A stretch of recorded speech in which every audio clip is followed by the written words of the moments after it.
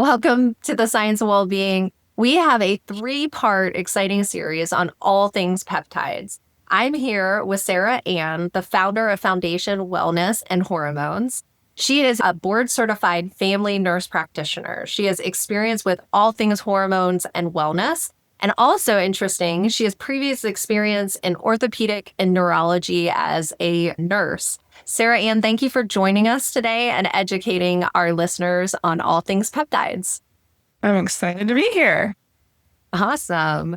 Sarah Ann, peptides seem to be everywhere right now. Depending upon who you ask, they're either the future of medicine or simply another wellness trend. I know today we are going to separate science from hype. So let's start at the beginning. What exactly is a peptide? Good question. So peptide is a short chain of amino acids, and all these chains are linked together by a peptide bond. Amino acids are the building blocks to proteins, and proteins are large molecules that are inside of our bodies, whose job is to do things like build and repair tissues, help chemical reactions occur, transport substances like oxygen in our blood, supporting our immune system, provide structure, and send signals throughout our bodies. So essentially, peptides are just smaller protein-like molecules made up of amino acids to carry out those important functions in our body. So what is happening inside your body when a peptide is either ingested or injected? Is that the only way that you can get a peptide in your body? So you can inject or you can take them orally. Okay. What happens in your body depends on which specific peptide you administer. So when a peptide is injected, you usually want to inject it into the subcutaneous tissue, which is your fatty tissue. So what happens is you inject that peptide and it goes into your bloodstream and it binds into a specific receptor in the cells. So that receptor then activates the signaling pathway inside the cell. So the cells then respond by making, releasing, or regulating certain substances. So for example, if someone injects the peptide BPC-157, that peptide influences all the signaling pathways that are involved in tissue repair and inflammation. So it signals the body to stimulate fibroblasts, angiogenesis, and increase growth factors. And those processes are what help the healing, the inflammation, and the regeneration. So fibroblasts, angiogenesis, and growth factors are all what stimulate healing properties, stimulate structure. Some peptides can stimulate collagen production, which acts directly on structure and elasticity of your tissues. Is a peptide a hormone? Peptides and hormones are different, but there is a little bit of some overlap. Some hormones are peptides. So insulin and glucagon are actually peptide hormones, but hormones like estrogen, progesterone, and testosterone are not peptides. So hormone peptides are going to signal the body to do a function like insulin telling the cells to take up glucose, whereas a hormone is going to directly affect how your body functions. So for example, you take testosterone, you're directly replacing that hormone in your body. You're not signaling your body to produce more of something like what a peptide would do. So a peptide could be a hormone. And then how do they differ from supplements that you can buy online or GLP-1 stimulating supplements? Peptides and supplements are very different. Supplements provide the body with nutrients like a vitamin or a mineral that could be missing from your diet, or you have some sort of underlying medical condition or disease process that causes you to be deficient in a certain area. So like B12, for example, people take B12 because maybe they're deficient from a disease process or just they lack it in their diet. So supplement provides the body with nutrients, whereas a peptide provides the body with instructions to repair tissue or release a hormone or regulate your metabolism. Speaking of, you mentioned BP-157, we mentioned GLP-1. So what are the 5 most common peptides? And then Reader's Digest notes on what do they each do? So the most common peptides are going to be your growth hormone stimulating peptides, which is going to be like your ipamorelins, your sermorelins, and your tesamorelins. And you have your peptides that help with like regeneration and repair. And that's going to be like your BPC-157, TB500, your GHKC, And then there's peptides that can potentially help with like cognitive function, which is going to be your Cmax and your selene peptides. So cognitive function, tissue repair and regeneration, and then weight loss, correct? Well, and growth hormone stimulating weight loss can fall into that. So growth hormone stimulating peptides stimulate your growth hormone to produce more. And your growth hormone is responsible for muscle building, sleep, some cognitive function. So people like to take these growth hormone stimulating peptides to stimulate some muscle growth. And when you stimulate muscle growth, then you're going to start to lose some fat as well. So it does help a little bit with weight loss, but it's not directly going to influence weight loss. And I think everybody's heard of GLP-1s or GLP-2s or 3s. And can you talk a little bit about them just in case somebody was living under a rock? Yeah, so GLP-1 medications actually mimic a hormone in your body called glucagon-like peptide 1. So GLP-1 is released from your intestines after you eat, and it helps regulate blood sugar, appetite, and digestion. So when someone takes a GLP-1 medication, they're essentially enhancing the natural hormone pathway that's involved in the hunger, fullness, and blood sugar regulation. So a lot of patients that take the GLP-1 medications are going to notice that they're less hungry, they feel fuller sooner, and they're also able to notice that they're spending a lot less time thinking about food. When you're thinking about food a lot less, then you're able to sustain healthy eating habits a lot easier versus if you're just constantly thinking about what my next snack or my next meal is. I'm sure there's a lot of common misconceptions that you hear frequently from patients that come in to talk to you about peptides. Are peptides steroids?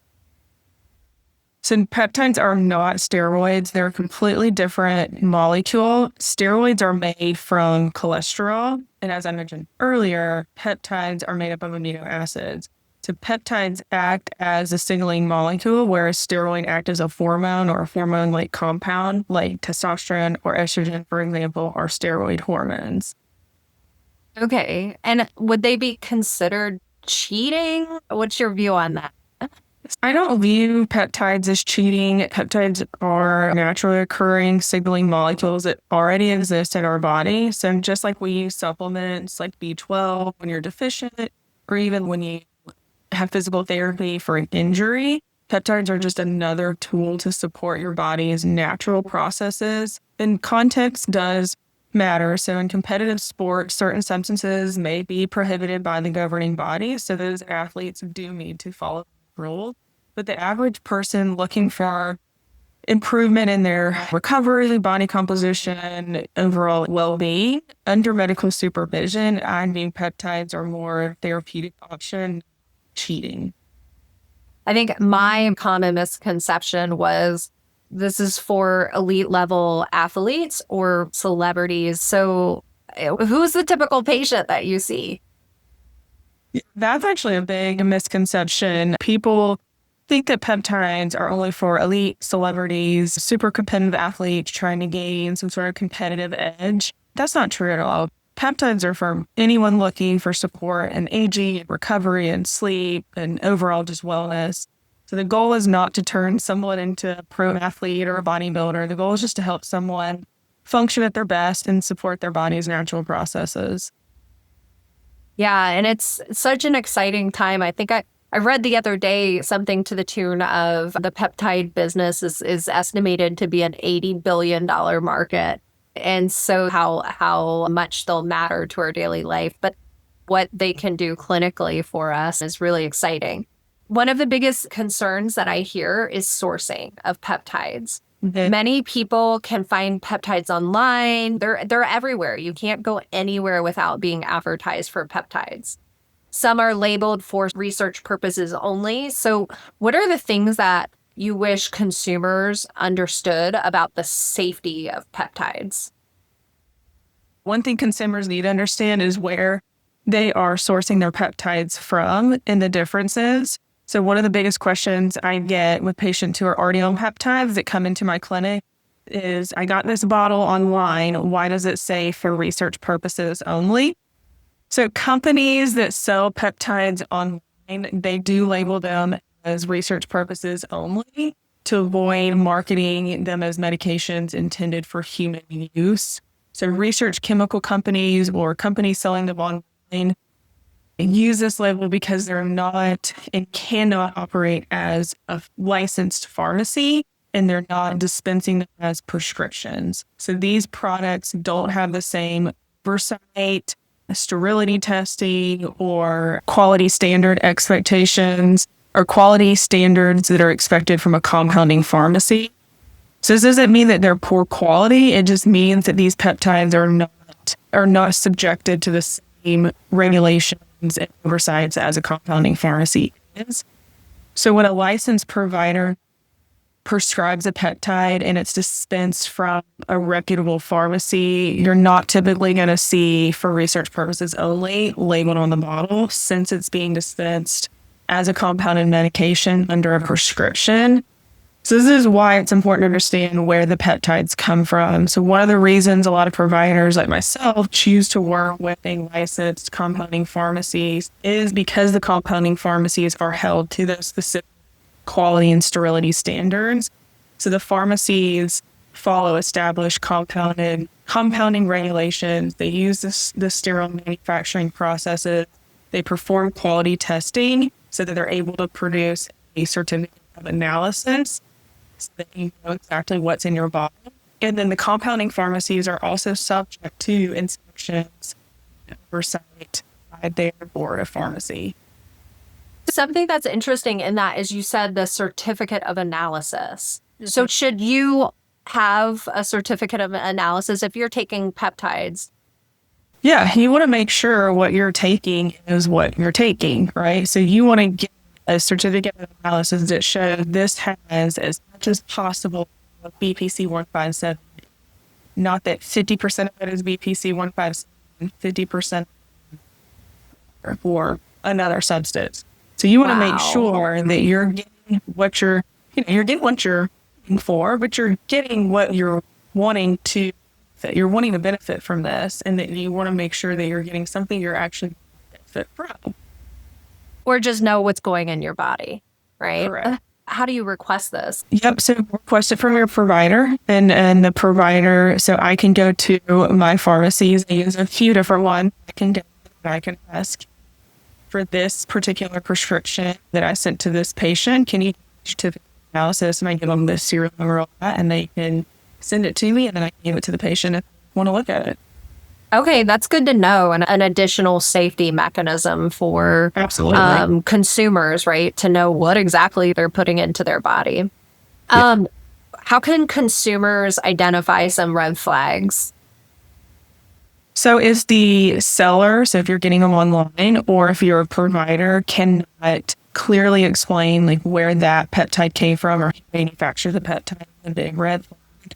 Another big red flag is if they're claiming guarantees of results or saying that it works for everyone or saying there's no side effect. Making that guarantee or claim of whatever it is a huge red flag. And then what about from a patient perspective? What should patients be coming to practitioners like yourself at Foundation Wellness and Hormones? What should they be asking before starting any therapy? I do think patients should always ask where their medication is coming from. I do believe in transparency. So ask, where is this peptide coming from, and is it coming from the compounding pharmacy that has the regulations and the certificate of analysis? Other question I would ask is, who's monitoring my treatment? Am I just getting the prescription and being told to call if there's problems, or am I going to come in every couple of weeks, every 6 weeks, and have vital signs checked and see where I'm at with my goals, and am I getting the benefit? Do I need to make adjustments? And then do I continue to take this lifelong, or do I cycle on and off? So peptides, most peptides you will cycle on and off. You're not going to take them 12 months at a time or years at a time. You're going to take them for weeks at a time or a couple months at a time, and you're going to cycle off. So you want to ask those questions of, do I need to stop them at some point, or can I keep taking them? So it sounds like we should be thinking about peptides more along the lines of not just having a fix, but a comprehensive plan around them plan being prior to and then after and monitoring in between to ensure safety, success. Exactly. So for a lot of consumers, peptides are somewhat newer. You've been working in nursing for 13 years. You have seen and prescribed many peptides throughout your career. And so there's evidence, and then there's some new and emerging areas. So can you talk a little bit about what the evidence says today and where there's opportunities for more evidence in the future? Yeah, one of the hottest topics right now is the GLP-1s and the evidence that has just come regarding GLP-1 usage.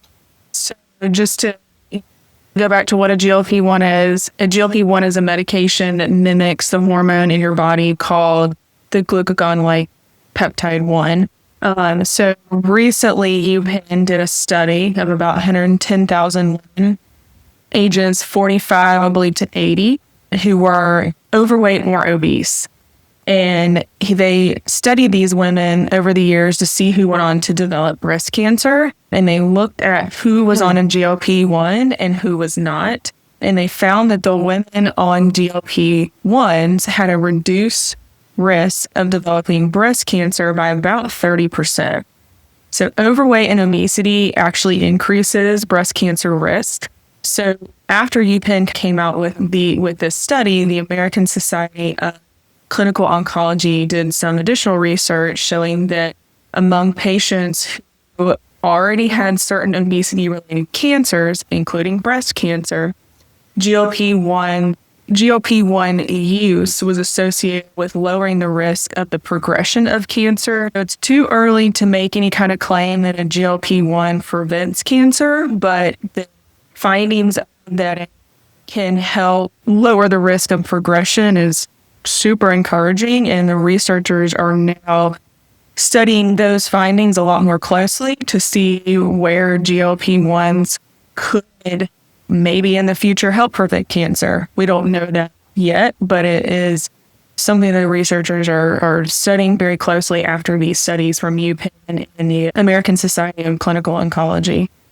That is so exciting. And just to share, again, we're not promoting that there's a direct correlation, just referencing the studies, but it's so neat to see where the future can go. So here in the near future, there's probably going to be a lot of news in the media as it relates to the Department of Health and Human Services and peptides. So can you share a little bit to our listeners about that and what that means? So there are some peptides, specifically MEPC157 is on that list. Thymosin beta 1 is on that list. CGC and is on that list. These peptides, essentially, they're trying to move them to category 1, which is considered the safe category. So this will allow more pharmacies access to compound these peptides so that there's more access to peptides for the population. And so this reclassification, it doesn't mean that it's FDA approved. It just means that it's reclassified. Correct. So it does not mean that they're FDA approved. It just means that they're safe for compounding pharmacies to compound them. The key takeaway that I got today was consumers should approach peptides with curiosity, education, and not fear or blind enthusiasm, and really go to somebody reputable.